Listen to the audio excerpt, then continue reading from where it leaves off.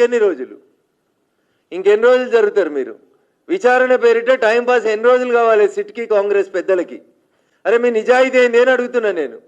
2020 నవంబర్లో దుబ్బాక ఉప ఎన్నిక జరిగింది. ఈ రాష్ట్ర రాజకీయాల్ని మలుపు తిప్పినటువంటి ఎన్నిక. మా మీద 24 కేసులు పెట్టిరు టీఆర్ఎస్ వాళ్ళు. మేము మాట్లాడతాం కదా, టెలిఫోన్ ట్యాపింగ్ బాధితుడిని నేను కదా. వీళ్ళని వదిలేసి పిసిసి ప్రెసిడెంట్ గారిని పిలుచుకోండి. 23 ఎలక్షన్లప్పుడు ఏం జరిగింది?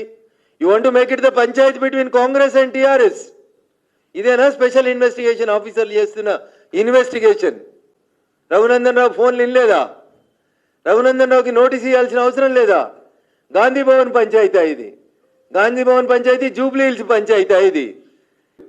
Political vendetta, timepass vendetta. ఈ ప్రభుత్వానికి తప్పు చేసినోడిని ఒక్కరిని కూడా అరెస్ట్ చేసే దమ్ము లేదు.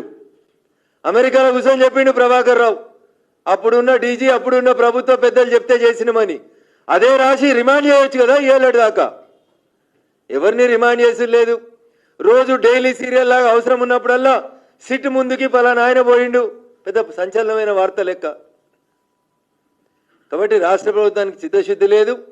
కాంగ్రెస్ టీఆర్ఎస్ రెండు ములాఖతై ప్రజలను ఆగం చేస్తున్నాయని చెప్పడానికి మంచి ఉదాహరణ కాళేశ్వరం కమిషను, టెలిఫోన్ ట్యాపింగ్.